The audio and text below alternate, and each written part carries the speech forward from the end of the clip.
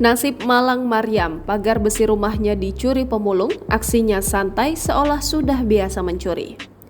Rekaman CCTV menunjukkan aksi dua orang pemulung mencuri pagar besi rumah di Jalan Warakas 4, Gang 4, Tanjung Priuk, Jakarta Utara. Nampak pelaku yang berjumlah dua orang itu menghampiri sebuah rumah dengan menggunakan gerobak kayu. Namun sesampainya di rumah korban, kedua pemulung malah mengambil dua pagar besi rumah dan memasukkannya ke dalam gerobak. Pemilik rumah, Maryam, menjelaskan jika pencurian itu terjadi pada Selasa 4 Juli 2023 lalu saat dirinya meninggalkan rumah. Maryam saat ditemui pada Selasa 11 Juli 2023 menuturkan jika ia tahu pagarnya telah raib dari anaknya. Menurut Maryam, pemulung itu nampak santai saat memasukkan pagar besi rumahnya ke dalam gerobak. Dari pantauan CCTV, awalnya terlihat jika kedua pemulung itu lewat di depan rumah Maryam.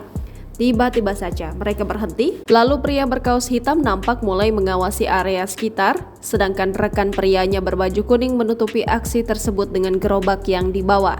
Suasana perumahan yang terlihat sepi itu dimanfaatkan dengan leluasa oleh kedua pelaku. Kemudian saat dirasa tidak ada saksi yang melihat, pria berkaos hitam lantas segera mengangkut satu persatu pagar besi di rumah itu. Menurut Maryam, pelaku tersebut awalnya berpura-pura memasukkan sampah ke dalam gerobak saat ada orang lewat. Diketahui, selain mencuri pagar milik Maryam, pelaku juga mengambil tutup besi selokan tak jauh dari tempat kejadian awal.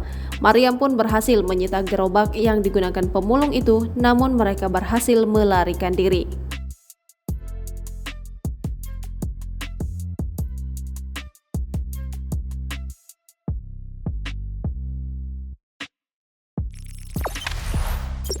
Jangan lupa subscribe, share, komen, dan like ya.